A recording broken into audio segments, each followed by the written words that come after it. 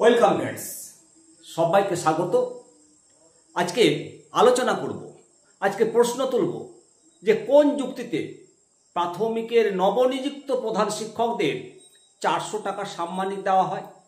এর পেছনে কোনো যুক্তি আছে কি?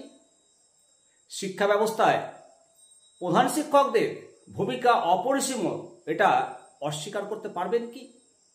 অথচ তাদের জন্য ইনক্রিমেন্ট ব্যবস্থাটাই তুলে দেওয়া হলো, গ্রেড পে ব্যবস্থাটাই তুলে দেওয়া হলো।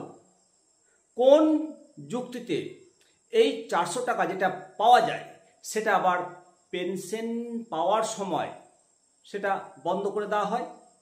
এটা কি ন্যায়সঙ্গত? পুরাতন প্রধান শিক্ষকরা কেন ইনক্রিমেন্ট এবং গ্রেড পে পাচ্ছেন, অথচ নবনিযুক্ত প্রধান শিক্ষকরা বঞ্চিত হচ্ছে? কেন তারা ইনক্রিমেন্ট পাবেন না, কেন গ্রেড পে পাবেন না? এই প্রশ্নগুলো 100 বার উঠবে, 100 বার করব। রাজ্য সরকারের উচিত প্রধান শিক্ষকদের জন্য একটা সম্মানজনক সাম্মানিকের ব্যবস্থা করা। অন্তত পক্ষে 2000 টাকা সাম্মানিক দেওয়া উচিত।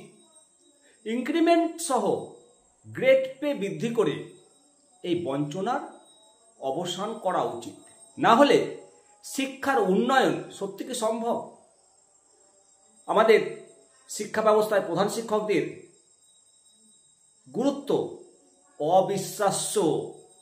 তাদের প্রতি সম্মান প্রদর্শন করা, তাদের প্রাপ্য অধিকার নিশ্চিত করা সকলের দায়িত্ব।